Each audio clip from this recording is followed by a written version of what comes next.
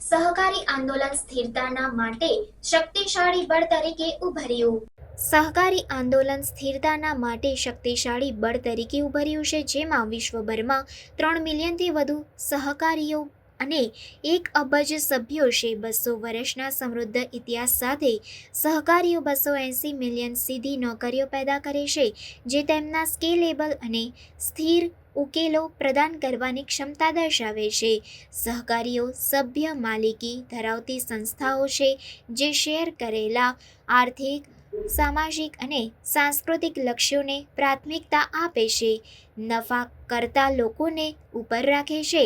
આ અનન્ય મોડેલે સ્થાનિક સમુદાયોને સશક્ત બનાવ્યા છે, તળિયાના વિકાસને ચલાવ્યો છે અને સ્થિર જીવન માર્ગોને સુવિધા આપી છે. આંતરરાષ્ટ્રીય સહકારી ગઠબંધન એટલે કે ICA હાઇલાઇટ કરે છે કે સહકારીઓ સામાજિક અને આર્થિક સંકટોના સમયમાં સતત લચીલા રહે છે.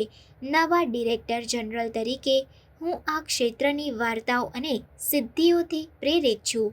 સહકારી આંદોલનનો પ્રભાવ તેની સમાવેશક વૃદ્ધિ, નાણાકીય સમાવેશને પ્રોત્સાહન આપવાની અને પછાત સમુદાયોને ટેકો આપવાની ક્ષમતામાં સ્પષ્ટ છે.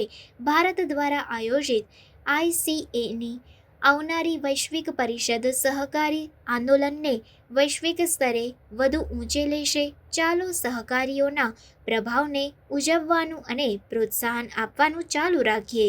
બધા માટે સ્થિર અને સમાન ભવિષ્ય બનાવવામાં તેમની મહત્વપૂર્ણ ભૂમિકા ઓળખીએ.